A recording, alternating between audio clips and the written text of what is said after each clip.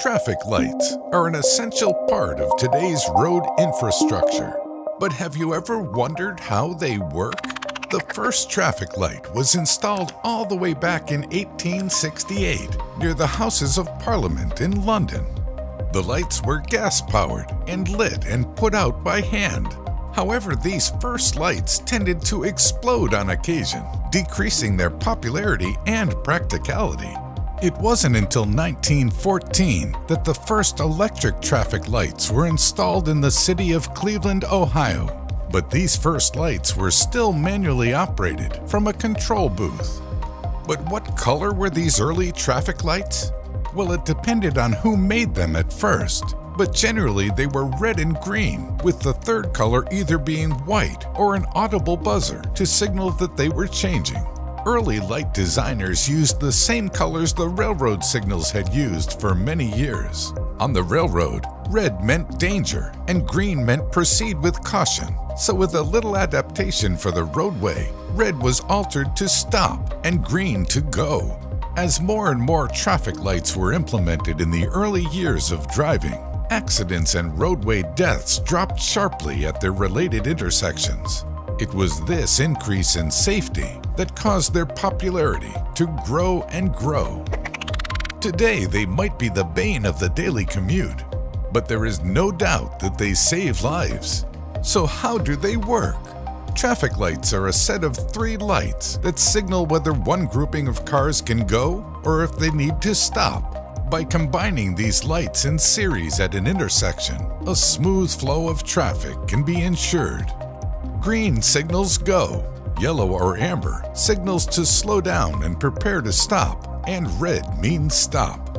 As a vehicle approaches a traffic light at a typical intersection, it has the choice of turning left, right, or going straight. These choices have to be addressed by the signal from the traffic light. Traffic engineers also take into account that traffic lights need to work in tandem, as sometimes multiple lanes of traffic can take action at once. Engineers have to take into consideration the timing of each phase. Not every road at every intersection needs equal time. There are different types of roads, such as arterial roads, feeder roads, and residential roads.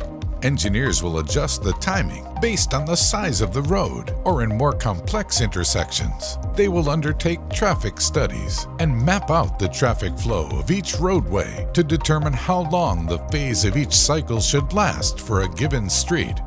Engineers also need to consider traffic speed, particularly when it comes down to yellow light timing. Yellow lights need to last longer on faster roadways, so drivers have more time to react and stop.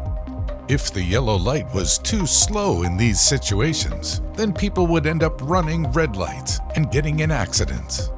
However, there's even more complexities. While many remote traffic lights operate on a timer, in cities, actuated systems will also allow the lights to adapt if one roadway is more backed up than another. Actuated signals can receive information from sensors and use that information to make real-time decisions about light timing and sequence. The sensors used for this include cameras on top of the lights, as well as radar and sometimes weight sensors in the road. All of these sensors feed data to a computer that chooses the timing of the light changes in order to ease the traffic flow. The traffic detection systems will also have sensors to detect emergency vehicles to allow for an ambulance or a fire truck to go through an intersection with ease. With this connectivity of traffic lights, it also means that the timing of traffic lights can also be coordinated. Lights along one roadway are often designed to switch off one after another to ensure that no intersection has a major jam. This is a very common configuration on long corridors with relatively minor but frequent cross streets. The signals on the main road are timed so that a large group of vehicles can make it all the way through the corridor without interruption. This coordination can significantly increase the volume of traffic that can pass through intersections. So that's the basic function of traffic lights. But are these systems of traffic flow here to stay? With self-driving cars becoming ever more popular, the need for traffic lights might be completely eliminated. While that is one probable future, we're likely several decades away from seeing the end of traffic lights.